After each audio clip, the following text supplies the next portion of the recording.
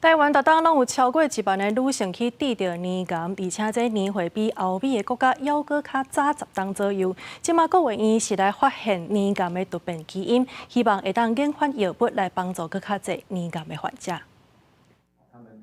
会发生的时间点是在比欧美的60岁还要再更往前，甚至是在50岁以前。伫欧美地区，零感发病年岁是50个岁至60个岁，不过伫台湾，零感发病年纪有少年化的趋势，比欧美地区搁较早10档，平均拢伫40个岁至50个岁。国卫院初步认为，这甲环境、文化、食食有关系，不过详细也是要透过未来的精准医学来做判断。在这400多个基因里面，我们的族群跟欧美族群的差别，那所以在下个阶段我们会展开更大规模的研究。为着要更加了解台湾发生零感的年岁是安怎会比欧美地区更较早，国卫院分析116份的台湾零感检体，经过440个致癌基因的检测，发现这种上节看到的突变基因，针对这的突变基因来做治疗，会当提供每期患者另外一款的治疗方式。阮嘛发现讲，阮这个基因检测应该会当对一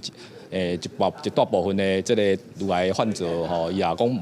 到迄个晚期的病变吼，迄个药啊无多选择的时阵，有可能会当提供这个真好的这个治疗的帮助啦。国卫院嘛鼓励零感患者会当去病院进行癌症的基因检测，健保伫今年5月初1有开始提供特定患者补助1万块的基因检测。政府嘛有规定，厂商基因检测是袂当超过4万块。也若国卫院这份研究毋但会当帮助到零感买机患者，对开发零感标靶药物嘛真有帮助。记者陈阿选、柯敏哲台北报道。